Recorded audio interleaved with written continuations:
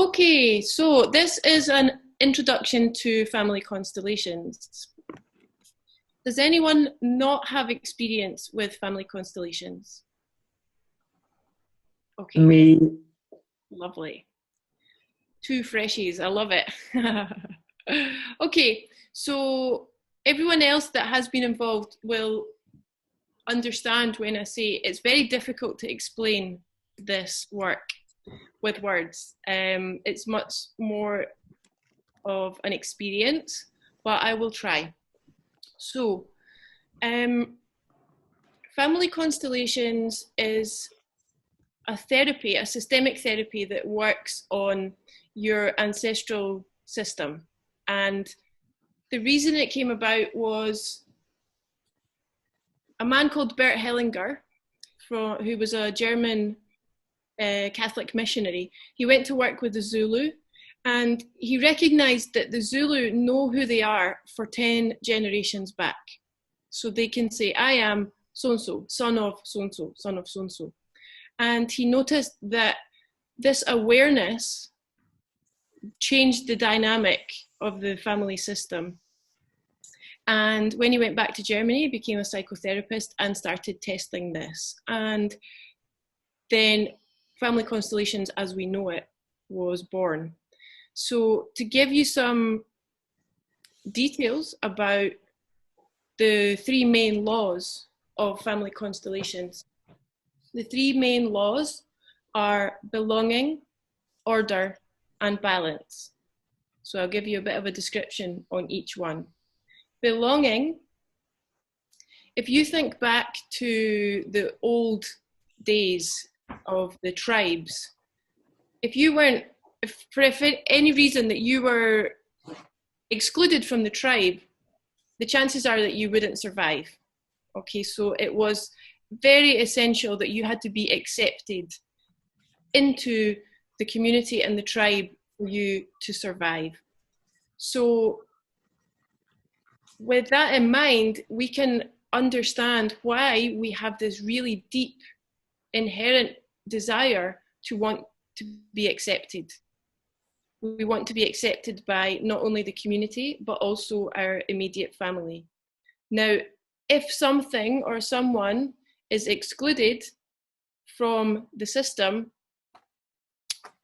there's a trauma. A trauma takes place because something in the law needs them to be accepted.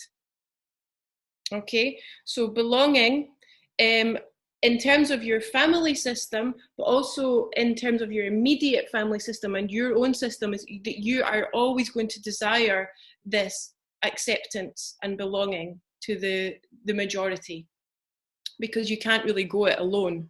Something inside you is telling you can't go it alone. So you'll do whatever you can to find that acceptance. And if you think of your parents, with you as a child, they're always wanting you to be accepted. They're wanting you to be part of the group, wanting you to have friends, wanting you to do all of the right things so that somehow they feel that you're safe. If you're accepted into the group, they feel that you're safe. This is all completely subconscious as well, you know? So this belonging is an essential part of the family system. Now, if someone is excluded and they're no longer accepted, then, as I said, a trauma takes place. And Put the radio off. I'm going to mute everyone. Oh, Juliet, you'll have to mute everyone, sorry. You're on mute. I'll put everyone on mute and then I'll unmute you, so it'll take a wee second. Right-o. There we go. Oh, Vida. Yeah. Okay, so belonging. Now, just as a sidetrack, if you imagine a pipe of love that's flowing from all of your ancestors down to you in the present day, when a trauma takes place, that pipe is blocked and the love can't reach you. So imagine that if someone is excluded from the family system for whatever or something, then that's causing a blockage. I'll come back to that in a minute. The second law is order. And this is really important, and it's really simple. Who came first? So if you imagine that you are, what number child are you if you have siblings? For example, I am the first living child, but my mother had 3 miscarriages before me. So actually I'm the 4th soul.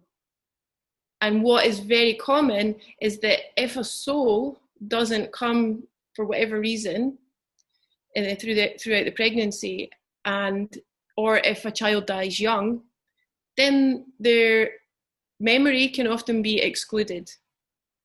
So when I stand in the position of the first child, there's no balance there for me. It's not the right place for me. When I stand in position of the 4th child, then I'm in my correct place. We're in the right order. So regardless of whether the children are living or not, they are very important in the correct order. So you could go through your whole life feeling this strange sensation of not being in the right place without any understanding of why. Sometimes our parents talk to us about miscarriages, abortions, and sometimes not. And sometimes they can have a miscarriage and not even know. And then if you imagine, that's only the next generation that you can talk to. Imagine the one before and the one before that, throughout all of the wars, and the number of children that they had and the number that didn't survive, especially in Catholic families without contraception. So there are many, many souls that have been excluded in that way or forgotten. And that has an impact on balance. So it's not just you that I'm talking about, it's also your parents. My father had a sister who died when she was 13 months old, and she was the first child. There was so much pain for the parents that they didn't really talk about it. So he's not actually the second child, he's the 3rd child. So he has to be put in the right place. My mum is the youngest, but between the other 2, there was a child who was born, but then tragically died in the bed next to my grandmother, and nobody knows if she rolled on him and he was suffocated, or if it was just a natural death. But that was so unbelievably traumatic and taboo, because people were thinking she killed her own son, that no one spoke about it. So there's another example of someone. So that's me and both of my parents, where there's a sibling missing. Question, what about half siblings? Yeah, the same, because it's coming in your genetics. So if one of your parents, if that's what you mean, if one of your parents has had a child that didn't come through or whatever, it's still part of your system. Regardless of whether it's full blood or half blood, it's still part of your system. And actually, that's a really nice segue into the next point in terms of second families. So if you, for example, if I'm a man and I have a wife and children, and then for whatever reason I have a second wife and more children, it's definitely difficult to find a balance between them. And your mind can tell you, oh yeah, it's because there's maybe insecurity or jealousy or feeling abandoned or all of these things. But the way that we can put that immediately back into balance is in the constellation, is for the first wife to recognize the second wife and tell her, I am the first wife and I will always be the first wife. You are the second wife and you will always be the second wife. And they know their place. And it sounds so simple, but if you've experienced it in a constellation, it goes like that. And somehow they just become equal. And all of the other nonsense disappears. It's like, okay, you were there first. That's okay. So order is basically chronological order, who came first. And then also we can apply that to the ancestors. So the ones that were here before us, need to be honoured for being here before us. So that's the second law of order. And the third law is balance. And let's see, what if we don't know about other siblings? Does it somehow balance? Well, if you don't know, then it depends. So what actually impacts us is the trauma that has been unseen. So if whoever has had the loss of a child, mother, father, whoever, and if they've grieved or if it's been brought into the consciousnse, brought into the open, then it's not very likely that you will then have to play that out. Okay, so what will happen to you right now is that you're playing out patterns of traumas that were unseen. They weren't allowed to be felt. So if someone that you don't know about, for example, you want to go back 4 generations, there's no way that you're going to know what happened 4 generations ago. But you can still be playing out that pattern because it's passed down through the DNA. So yeah, you can not know about it and be playing it out, absolutely. To bring balance to that, we just bring it into the constellation, into the field, and we do the work on it so that whatever 4 generations, 5 generations, 6 generations was unseen that has been passed down is brought into awareness, is brought into the consciousness so that we can see it, and then you'll find the balance from it. So you don't need to know the story. You don't need to know how many siblings or other families existed. You don't need to know any of it. If there's a blockage in the energy, it exists because there was a trauma in that area that wasn't seen. We do the constellation. It shows us the story. It shows us the trauma. We look at it. We bring it into the awareness, into the consciousness so that it's seen, and we give it back, and then you experience the balance. Well, the whole system experiences the balance. So the last one, balance, is if you imagine that someone in your ancestral line has either done something or something was done to them and it wasn't balanced, it wasn't exchanged, there wasn't, for example, if you give a gift to someone, you would expect them to say thank you, right?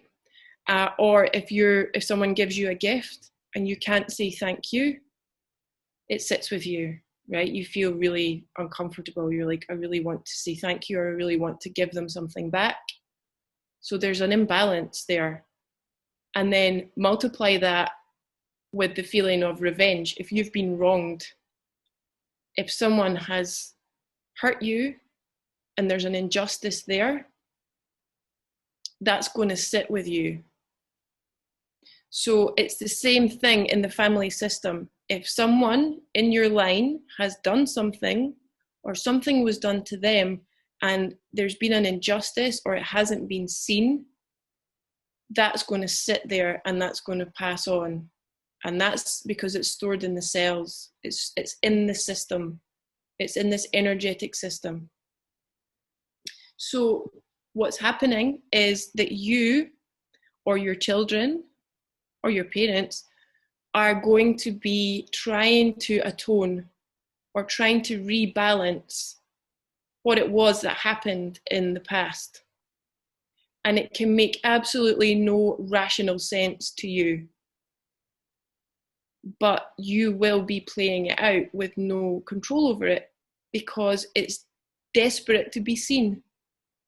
So these patterns that we have of, oh, I push people away when they come too close, or I'm terrified of this happening, or whatever it is that you hold deep inside, because we all have our different ones. We all have our core language, our trauma language that sits so deeply. And we just take responsibility for that, thinking, oh, maybe it's because when I was young this happened, or maybe I should have just dealt with that better, or maybe I need to meditate more and then I'll be fine. But actually, these patterns are encoded because something needs to be seen. Okay, so that's a bit of background on the actual family system and what we're looking for. So when we do the actual constellation, we are looking for these traumas and we are bringing them to be seen and given back to who they belong to with honor. And then you can move forward with a freedom and a lightness that comes from your life, not from the others, not what you're carrying. I'm going to ask you to do a visualization because it's quite nice. I would do it in person if we were all together, but if you can just close your eyes for a second and imagine a huge long line of people, and the one at the very back has a bucket full of stones. Imagine that they're passing that bucket full of stones down to the one in front of them. And then they're passing it to the one in front of them. And they're passing it to the one in front of them, and so on. And each time they're adding their own stone, so it's getting heavier and heavier and heavier. Now imagine you are at the very front of that line, and you turn around to receive that huge bucket of heavy stones. That's basically what you're carrying. And it's really, really heavy. Now imagine you take one stone out and tell the person behind you, I'll take what's good from you and I'll give the rest back. I feel the heavy burden that you carry. I'll take what's good from you and I'll give the rest back. And then they take it, they take one stone, they turn around and they tell the one behind them, I see the heavy burden that you're carrying. I'll take what's good from you and give the rest back. And so on, it goes all the way to the back of the line. So the question is, do you want to carry the heavy bucket from your ancestors because each of those stones represent something that was unseen? And you can keep carrying that and pass it on to the next generation and pass it on to the next generation. Or we can just take what's good from our ancestors. We don't have to live the stories for them. We don't have to carry those buckets. Does that make sense? Mm-hmm. Brilliant. Okay. So I'm going to move on to talking about how we actually do this process. And that's the hard part. Basically, you're channeling. Okay, so I use these fabrics. Every facilitator does it their own way. I like to use fabrics because it helps us to differentiate between what we're representing. So this is just a piece of felt, and this gives us a direction of the eyes. So your feet would be standing here. And we just move around the floor. And what I ask you to do at the beginning, so one person in the group would be the subject. Let's say it was Juliet, and she wanted to look today at, now this can be absolutely anything. This subject of what we want to look at can range from, okay, maybe I want to look at my relationship with my mother, or maybe I want to look at a health issue, maybe I want to look at a behavior that I have, or that I don't feel good enough, or that I have a fear of XYZ, or I'm scared of work, I'm scared of this, or absolutely anything. It's impossible to exhaust that list. You know, it's everything can speak to us. It doesn't have to be a person. But let's say, for example, Juliet wanted to look at her mother. So we would start off that she would pick one fabric to represent herself and one fabric to represent her mother. And then I would ask, out of all of you, who would like to stand on each of these? So one of you would be Juliet and one of you would be her mother. Now, when you stand on the fabric, you instantly start to channel. Everyone can do it.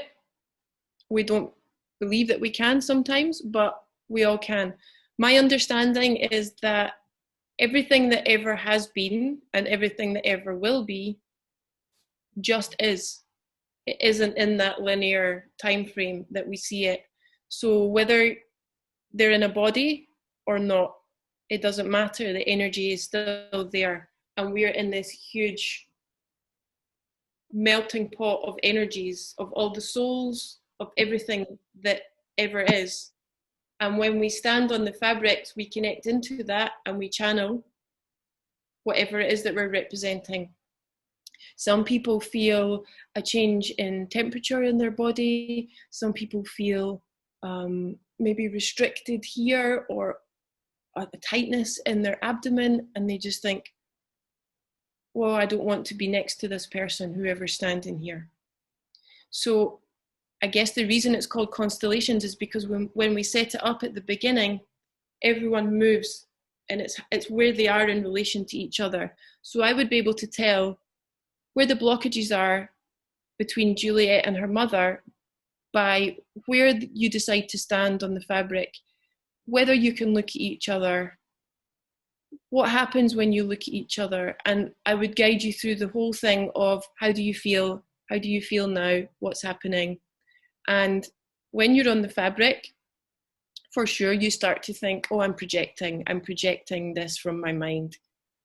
But you never ever are. Even if the story is so similar to yours and you think, oh, I'm just imagining, it's always accurate. And the person that's the subject, for example, Juliet, every time by the end of the constellation is speechless at how a group of strangers could basically just show her a play of her entire life without knowing any of the characters. It's that accurate. And everyone in the group will be able to confirm the same thing. If we're trying to find the story or whatever it is that's been unseen, it can be as obvious as the shame of an abortion or the abandonment of losing a parent when the child was young. The traumas that we will always find are the same. So there's miscarriage, abortion, or premature death early death of a child, early death of a parent when the child is still up to 16, even 20 years old. If a parent dies within that time frame, then the child will absolutely suffer trauma. War, murder, suicide, physical abuse, sexual abuse, loss of culture. So if an ancestor has had to leave their country to go to another country, then there'll be a trauma there as well. It's like, how do they keep their identity in this new land? How can they be one or the other? How can they be both? So these are the patterns, or religion's another big one as well. These are the patterns that we see over and over and over again in all of the constellations that are coming in and causing traumas, that are coming in and causing blockages. And for sure, we can all identify with that. All of our ancestors can be there somewhere in one or more of those categories. So the question is, how is it affecting you? It depends, my dear. For me, I would say that every session takes off a layer or opens a door, and we can trust that always in the session you're only ever going to see what you're ready to see, or receive what you're ready to receive at that time. And it's not to say that that's the full depth of the session. You know, there can be more that needs to come and be seen. But if for whatever reason, either you or the family system isn't ready for that shift, then you'll get what needs to come to move to the next point. And maybe the next point is another constellation that can go deeper, or maybe it's on a slightly different subject. But I have had clients where if something's really, really stuck, we can need a couple of sessions. For example, this is a good example actually. We had a German girl who felt, I can't remember exactly what her topic to look at was, something like a really heavy weight or a depression, or I think it was disconnection from life. And what came was quite a traumatic experience, that her grandmother's brother was on a U-boat which was bombed and he drowned. And the loss, because he was young, so the loss of her grandmother's loss of her brother, they were very close, was too much, and she was in this grief and so on and so on, and it passed down. And that's what came to be seen in the first constellation. And then we did another constellation, I think it was over a year later, and I don't know if she asked to look at exactly the same thing, but a different group of people who hadn't been involved in the first one, and the exact same story came of the grandmother's brother in the U-boat drowning. But it went an extra level down, where the the fact was that he was, in the first one, he was seen as a victim. His life was taken when he was a young man because he had to sign up and go and fight in the war, and the family saw him as a victim. He'd been taken away from them and they were so sad. The second constellation showed us, actually he was a Nazi, and there was something so huge about the next generations of the family accepting that, because the grandmother and then her children were still holding that he was a victim and only a victim, and couldn't accept that, okay, on one hand he was a victim, but he was also a perpetrator. And the person representing him in the second constellation said, I did what I did, and I'm proud of what I did. So he wasn't really seen as a victim, seeing himself as a victim. He was sad to have lost his family and his life, but he had no remorse for what he was actually doing. And the next generations of the family couldn't accept that they had connections to a Nazi in their bloodline. They wanted him to remain a victim. So I tell you this story simply because the first one to the second one, the first one didn't show us that. Although it was the same constellation, it didn't show us that because it wasn't ready to be seen.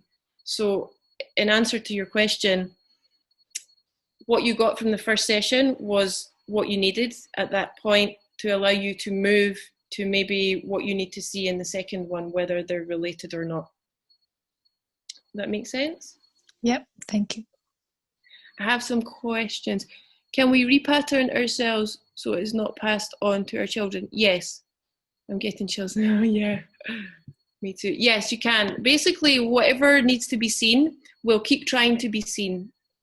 Sometimes it can skip a generation, so it's not always next one to the next one to the next one. And for example, if you have a brother or sister, you can be holding it and they might not be. So there's no way to say that it's going to be everyone, it's going to be there. Because what happens is we hold this trauma for our parents usually out of blind love.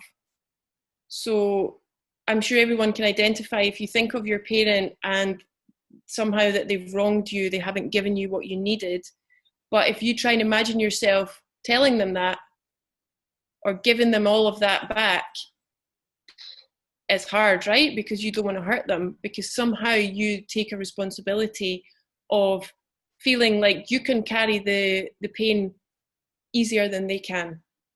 So you take it for them subconsciously and blindly. So, yeah, I can't say for sure that you would need more than one session. Sometimes I don't session feel like, yeah, because it's one of the ones that it just happened in that instant. You know, there was no, sometimes it can take a few months, or maybe a year later you can look back and say, oh yeah, that's really shifted. I don't know exactly where it shifted, but something shifted since the constellation.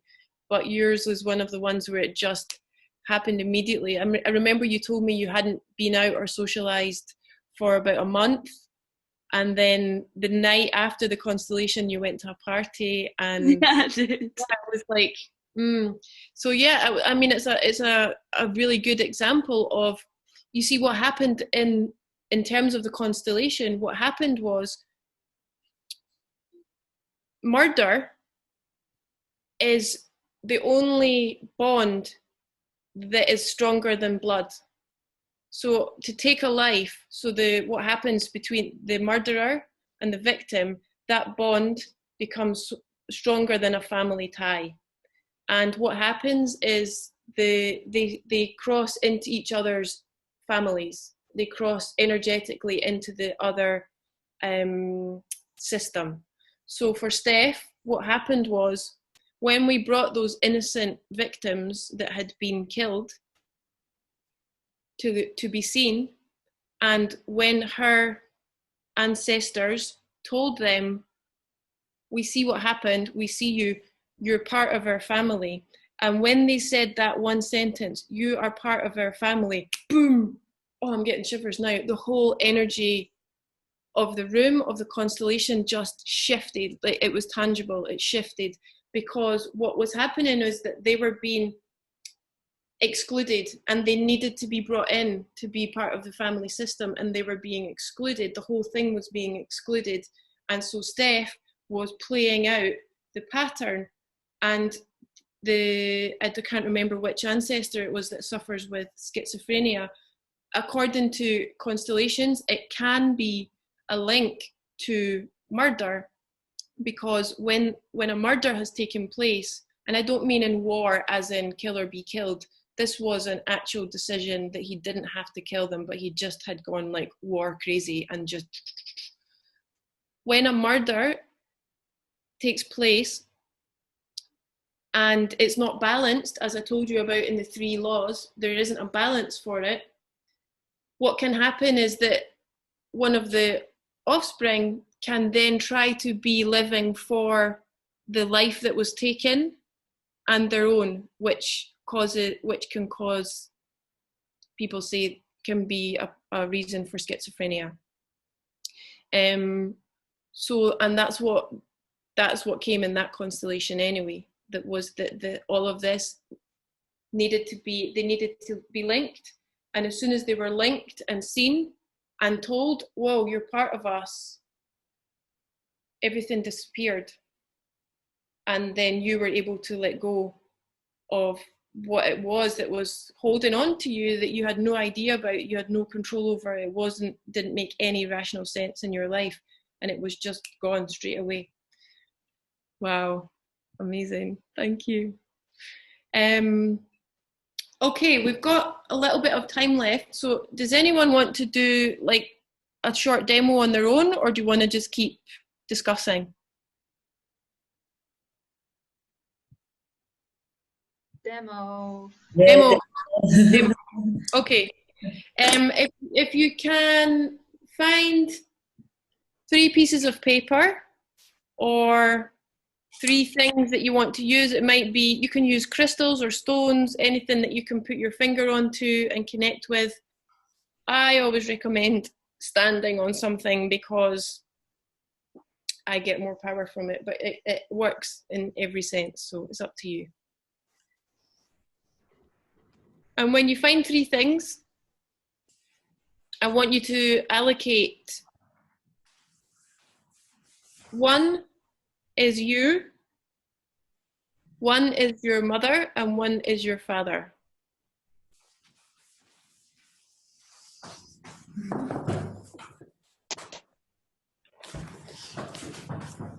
And then put them wherever you think they need to go in relation to each other, wherever feels comfortable.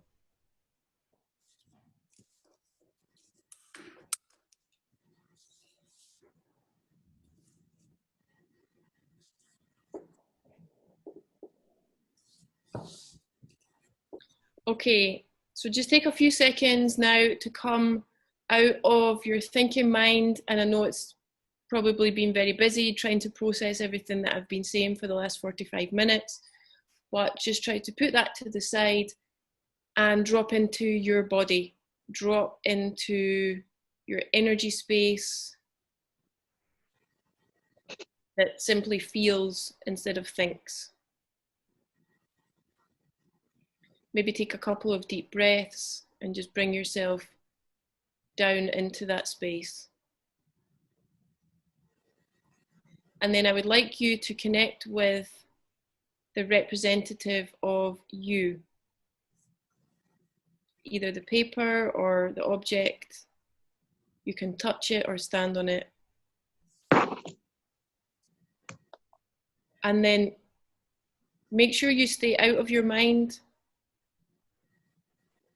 but just notice any feelings, sensations.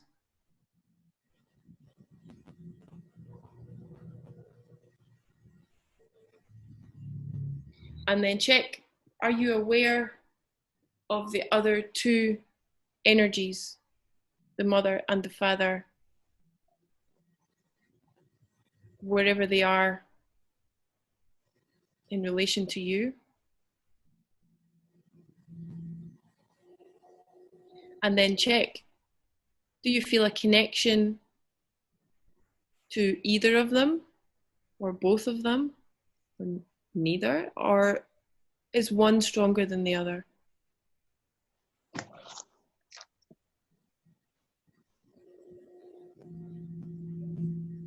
Do you have the desire to move away from them or closer to them? Are there any words or feelings that are coming that you would want to express?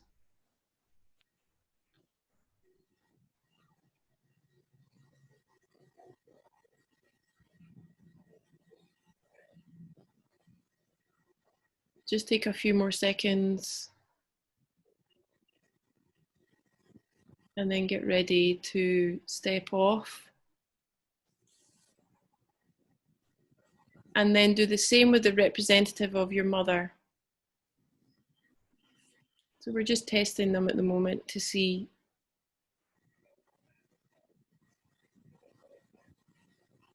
Wow, what's the difference here?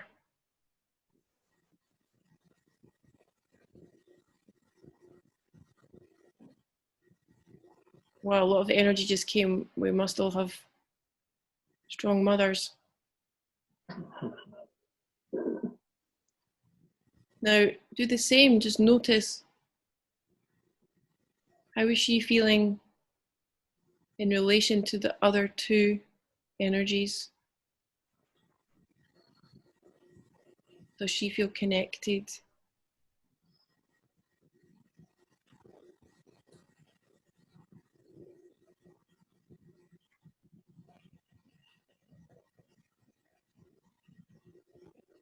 I'm feeling a lot of despair. I don't know if this is one coming through or collective, but there's a lot of despair. And notice, do you feel different to when you were connected to the representative of you? Maybe if you're not feeling connected at all to this process, maybe you can even just check to see, okay, I don't know what I'm feeling, but I can recognize that there's a difference between these two objects or pieces of paper. And that's enough. I don't know what the difference is, but I know that there's a difference.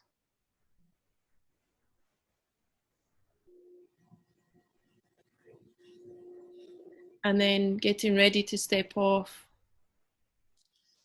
And we'll do the same with your father.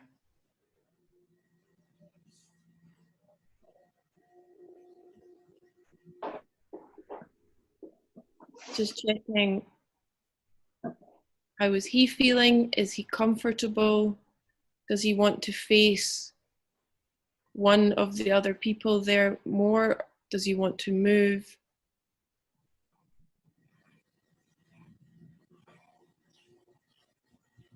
Maybe he feels not very much.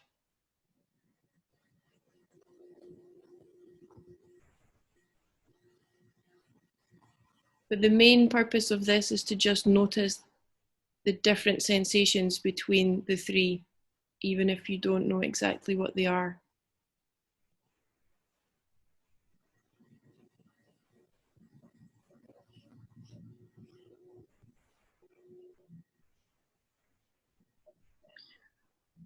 Okay. So I'm going to ask everyone now if they can come back to the camera.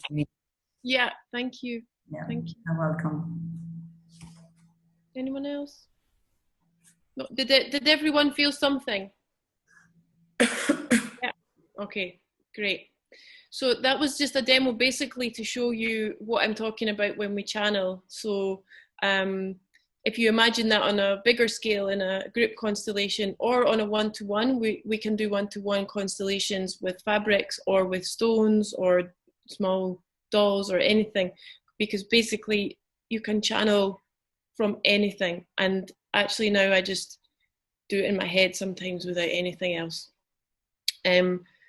Because you can connect into an energy. So yeah, if anyone had a doubt that it wouldn't work or they wouldn't be able to do it, then we can see now that, okay, maybe if you don't have exact stories that are coming from it, for sure you feel a difference between all three.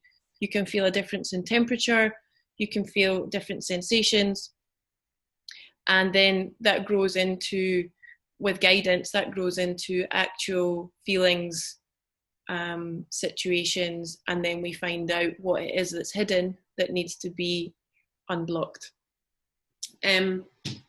Okay, maybe we'll do one last quick demo.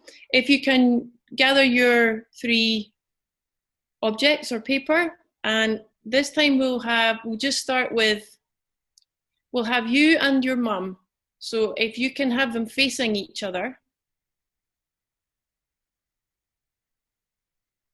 And if you can step on to or connect with the representative of you facing your mother.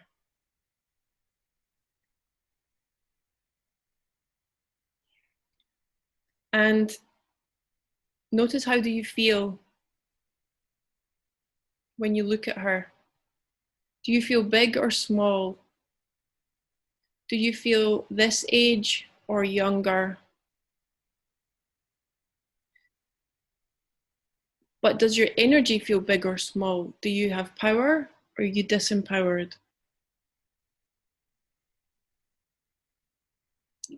Is she stronger or are you stronger?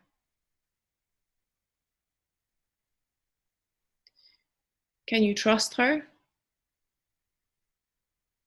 Is there love? Did she really see you as well as feed you, clothe you, and keep you alive? Did she see you?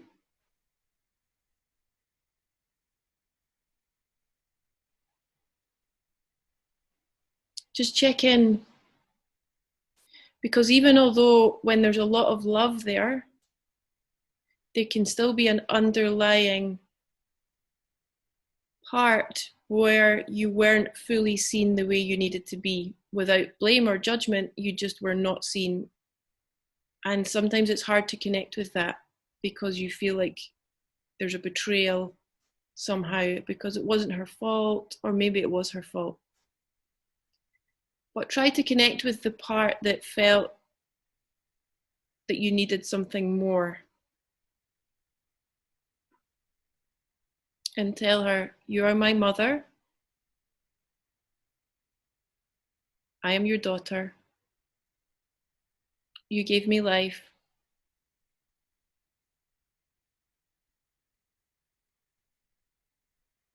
And then if it feels like it, tell her, I needed more.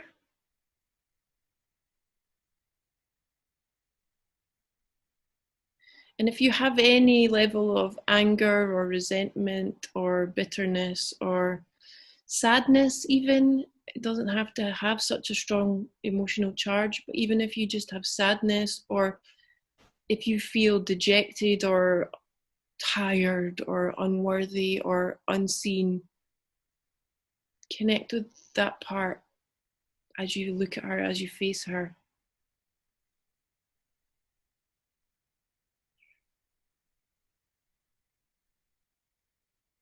And maybe there's a little bit of victim in there somewhere because you didn't get what you needed. Or maybe it's hard to see, but maybe it was actually more from your father, but at the same time, there's something more that she could have done to help.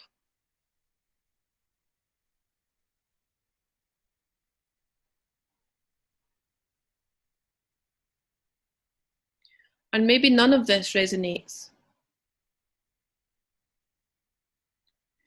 But maybe something that does resonate is that even if she was the most perfect, that you still recognize that you carry something for her. Something that's heavier than it needs to be, something that's weighing you down more than you need to be, something that you carry for her out of love.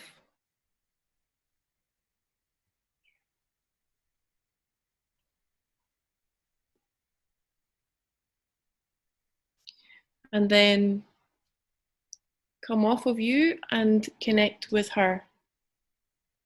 So you would be facing the other way now, facing your daughter.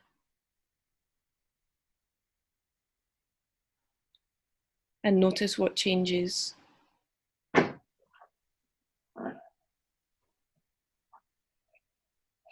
As you look at your child, tell her, I am your mother. You are my daughter. I gave you life. And I love you.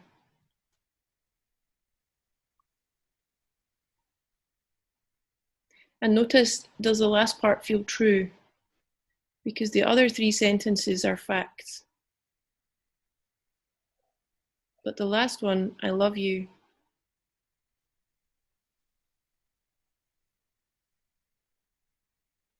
And just check, do you fully see your daughter? Do you see her as herself?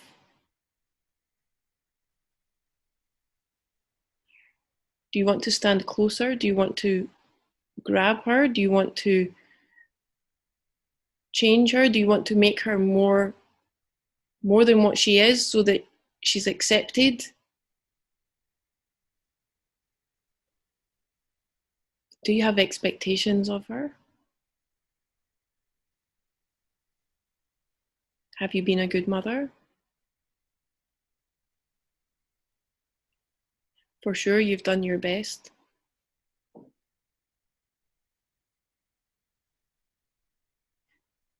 But have you given her everything that she needed? Including being seen?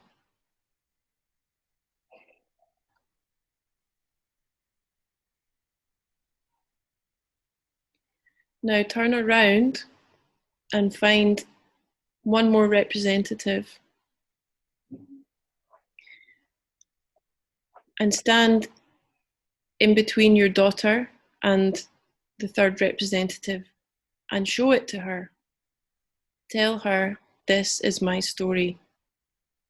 And both of you Mother and daughter look at the third representative, look at the story.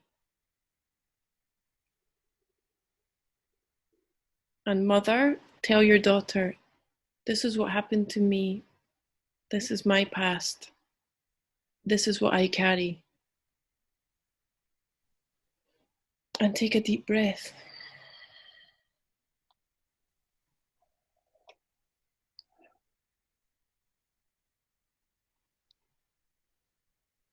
And notice, how do you feel looking behind at the past, at your story, at what you carry,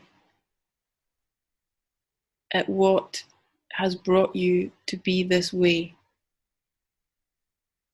to be the mother that you've been,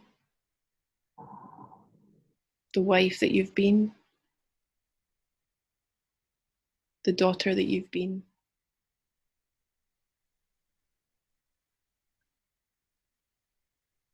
And tell your daughter, this is why I couldn't give you everything that you needed, or this is why you carry this for me.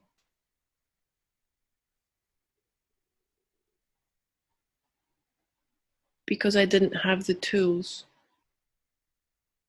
to do anything else. I did only what I knew and only what I could.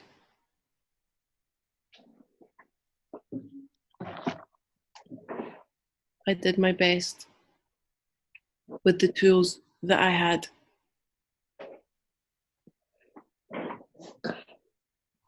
I'm sorry I didn't give you what you needed. Or I'm sorry that you have to carry this for me.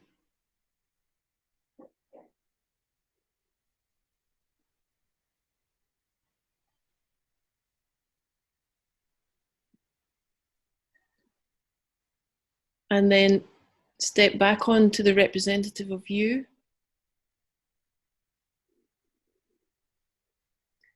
And make sure that you're looking at the third representative at the story. Really put your attention to it and focus on it. It doesn't have to have pictures or words. It doesn't have to be clear. As long as you can see it and the weight of it.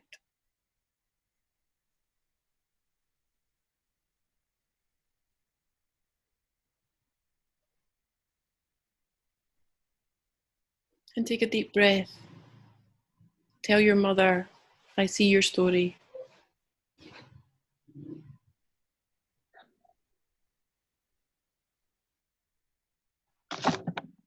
I thank you for my life. And I take what's good from you. I don't want to carry the weight of this anymore.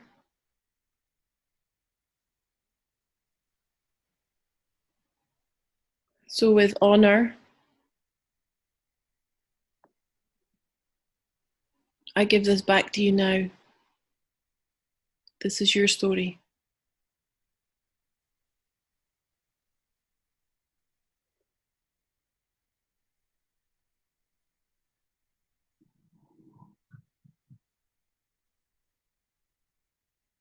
Thank you for my life.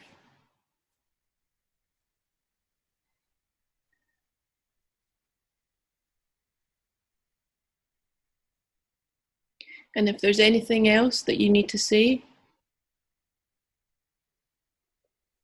from either mother or daughter, you can say it now.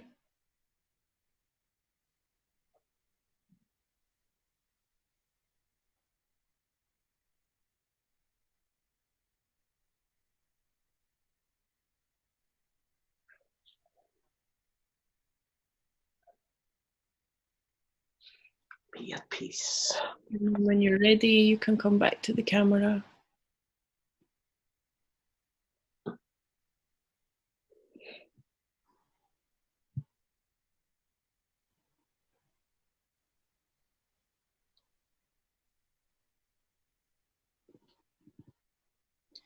Okay, lovely. So don't feel like you have to, but if anyone wants to share, then that would be nice.